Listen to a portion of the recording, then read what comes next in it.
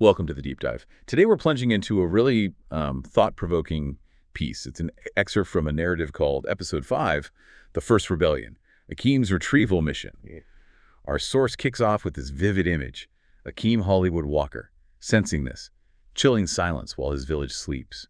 It's a signal of danger. So we're not just going to recount the story. Our goal here is to really dig into the insights from the sequence. We'll look at themes like silent surveillance, redefining conflict as ritual, and the huge stakes of individual sacrifice. Yeah, what's so striking right away is how quickly it pulls you into this world under threat. It's quite insidious, and it sets up this situation where even, a classic hero's journey feels loaded with this deeper, almost ceremonial weight. The writer clearly made some very specific choices, the sounds, the lack of sound, the actions. So our mission really is to look at those details. What do they tell us about the conflicts, the values, what truly matters in this fascinating universe they've built? It feels both familiar and strangely alien. Okay, so let's picture the scene. It starts in this quiet sanctuary, fire burning low. Villagers are dreaming of essentials, maps and seeds and stories. It paints such a clear picture, doesn't it? A community that seems really rooted in something tangible, maybe ancient wisdom, dreaming about survival, identity. The quiet almost makes you, as a reader, kind of lower your guard. But Akeem Hollywood Walker, he's been getting that piece. He's wired differently, it seems. He picks up on the shift of the wind, the fact there are no birds, and crucially, the silence that means surveillance. It's like this almost primal detection system. For most people, silence is comforting, right? But for him, it's the loudest alarm bell. Signals this hidden danger. It makes you wonder about how we sense danger, especially when it's invisible like that. It is chilling, isn't it? What kind of world makes silence the warning sign? And the source tells us straight up. A drone breaches the perimeter. The description, silent, surgical. So this isn't chaos, no explosions, no shouting.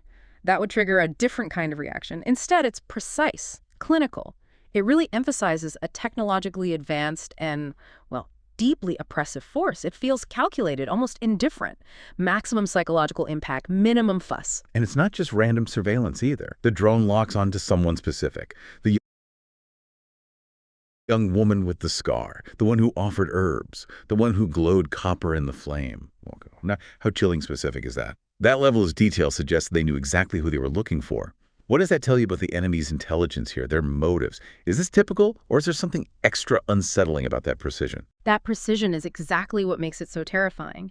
It says this isn't random violence, it's targeted, it's informed, highly sophisticated. Sometimes in stories, the scary enemy is the unknown, faceless one, but an enemy that knows you, knows your people, their marks, their roles. That suggests a whole other level of control, a vast surveillance network maybe, and a purpose beyond just destruction. Then, the source says, she is taken, no warning, no sound, just absence. This erasure, it's not just taking someone, it feels like symbolic annihilation. Erasure, yeah, that's a powerful word for it. And right after this happens, Walker moves. Fast. Checks the perimeter, finds these tiny clues. A single footprint, a broken twig, a copper token left behind. Just these faint traces, so easy to miss the villagers. They wake up, panic starts bubbling up, murmurs rising. But Walker immediately shuts it down, silences them. So his first move isn't fight or flight, it's control. Control the panic. That says a lot, doesn't it? It really does. It's an act of leadership that understands the psychological game being played. Letting chaos take over would just hand the enemy another win. Walker gets that calm is vital, not just practically, but for morale, for their spirit. And that copper token, that's such a fascinating little detail. Is it like a calling card, a deliberate taunt, or maybe the last trace of the woman who was taken? Its ambiguity is really potent, makes you question the enemy's motives and the victim's fate all at once. It's tiny, but it speaks volumes. And then what he does next, by the fire. It's even more unexpected. He doesn't rally them to fight, doesn't organize a pursuit party. He kneels, adds ash to the circle, and draws a new sigil one not seen since the collapse. Okay, that phrase, since the collapse, that immediately signals some huge past catastrophe in this world, right? Hints at lost knowledge, desperate times. What kind of history are they carrying? Exactly. Since the collapse. That phrase carries immense weight. It points to a collective memory, a massive trauma that reshaped their world. Bringing the sigil back now, It suggests the threat is unprecedented. It forces a return to older, maybe forgotten ways, protection, defiance. It grounds their current fight in this really deep history. And this is where we get that critical shift. Walker declares, this is not war, this is ritual. That framing, moving from war to ritual, is so interesting narratively. It is. It immediately flags this as something different. Right. It tells you this isn't your standard sci-fi battle. Rituals, in stories often externalize inner struggles. They reinforce values. They can even give characters a structure to face overwhelming chaos. So here it turns Akeem's mission into something symbolic, cultural preservation, maybe, not just physical retrieval. It taps into those old hero quests where the journey itself is sacred. That idea of ritual is incredibly powerful. Definitely raises the stakes beyond just a rescue. But I wonder, is there a risk there? Does framing it as a ritual maybe for some people lessen the sense of immediate physical danger? Or does it purely add this layer of spiritual depth? That's a fair question. It might seem like it softens the war part, but I actually think it ramps up the danger on another level. By calling it ritual, Walker's essentially saying this isn't just about winning or losing tactically, it's about the soul of their community. If he fails in a war, okay, they lose a battle. But if he fails in this ritual, they could lose their identity, their history, maybe their whole future. It speaks to that basic human need for meaning, right? Even when facing impossible odds, it makes the stakes existential, not just physical survival. Okay, that makes sense. And his preparation for this ritual, the items he takes, also very telling. Rifle, water, scroll, seed. Huh? So what do these things symbolize when the mission is a ritual, not just a fight? Rifle, okay. Defense, water, sustenance. Obvious enough. But a scroll and a seed, those aren't standard issue for combat, are they? It's just a different kind of struggle entirely. Well, the mix itself is deliberately striking, isn't it? Deeply symbolic. The rifle acknowledges the harsh reality. Force is sometimes necessary. But the scroll and the seed, they point to the past and the future. The scroll could be knowledge, history, laws, maybe sacred texts, the community's memory, essentially. And the seed, that really stands out. It's such a universal symbol. Life, growth, potential. And remember, the villagers were dreaming of maps, seeds, and stories. Including the seed feels even more significant then. It could mean literal continuity, maybe genetic material, vital data, or just the power to start again. It suggests Walker's mission is fundamentally about preserving that future, their essence, not just getting one person back, even though she's clearly important. It's bigger. It's like an act of faith in their survival. And after gathering these things, his decision is clear. He goes along. His purpose is sharp, not to fight, to retrieve. So no big battle plan. It's about precision, stealth maybe, not overwhelming source.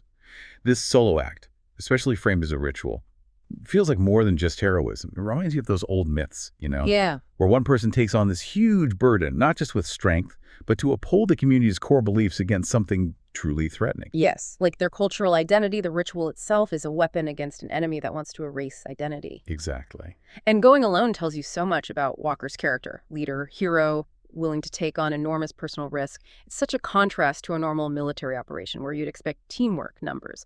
Instead, it highlights how unique, how almost sacred this ritual is, and the weight he's carrying. It also makes you wonder why solo is the only way. Is it about avoiding detection, or does the ritual itself demand just one champion? It's an incredible gamble. An incredible gamble. And just before he leaves, he gives the villagers these incredibly high-stakes instructions. A real dilemma, he says. If I return, the gate will open. If I fall, burn the archive. Right. Wow, that's not just a backup plan. That's putting the feet of everything on this one mission. Right.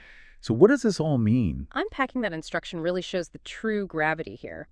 The gate will open. That sounds like hope, right? Freedom, a breakthrough, maybe a way out of their oppression, a new chapter. But the command, burn the archive if he fails. That's profound. Probably the most powerful detail in this whole piece you have to ask. What knowledge, what history, what truth is in that archive? And why is destroying it completely better than letting the enemy get it? It implies their identity, their past, their future potential. It's all tied up in those records. And that knowledge is too dangerous, too vital to be compromised or used against them. It's the ultimate sacrifice, isn't it? Erasing your own history to prevent its weaponization. The archive isn't just records. It's like their collective soul. So it's not about hiding shame. It's about protecting their very essence from being twisted by the enemy. That's heavy. And with those words hanging there, Walker just walks into the darkness. The fire flares one last time behind him, like their hope flickering, then fades. The sanctuary falls quiet again. And then you get that chilling, distant, synthetic voice confirming, "Citizen retrieval complete." It's so clinical. Dehumanizing. Underscores the cold efficiency of whatever force they're up against. Oh, absolutely. That final announcement, citizen retrieval complete, it reinforces that dehumanizing efficiency perfectly. It frames this violent abduction as just a bureaucratic task, reduces a person to an item, a data point, strips away agency, identity, humanity.